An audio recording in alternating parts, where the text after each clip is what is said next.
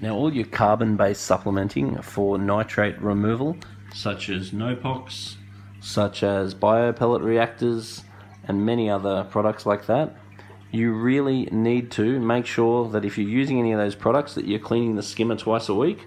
Otherwise poisonous bacterial flocks can form, and it can affect your fish and it can affect your corals.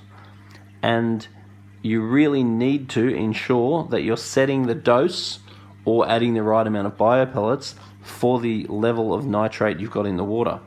So this tank has absolutely no nitrate, and there's nitrate remover getting put in, and it's getting put in the hope that it's going to reduce the phosphate. And though it does actually have the ability to reduce the phosphate, I have never found, or I don't generally find it as an effective phosphate remover. I'll generally use something like Phoscorex by Continuum to get rid of my phosphate, and I will use something like NOPOX or any of the nitrate removers for nitrate. So if you test the level and the level is 0, it's really important that you turn down your dose on your doser, or you reduce the amount that's going in. If you start getting a positive reading on your nitrate, then by all means turn up the dose, and then you want to give it a couple of weeks to settle down. So you change it, then you wait, then you test it, then you change it, then you wait, then you test it.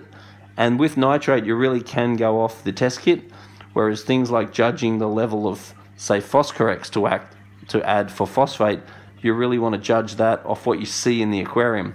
If you see more algae, you want to increase the dose. If you don't see algae, you want to decrease the dose, because phosphate is much more complex and the test kit is not the be all and end all of what the actual level is. So these additives must not be added blindly.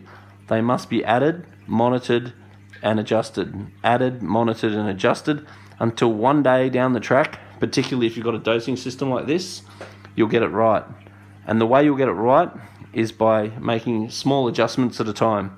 If you adjust it a little bit, then wait a couple of weeks, then test it, then adjust it a little bit, then you'll eventually stabilize it.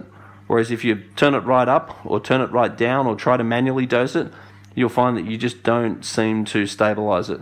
And trying to stabilize it really is the solution.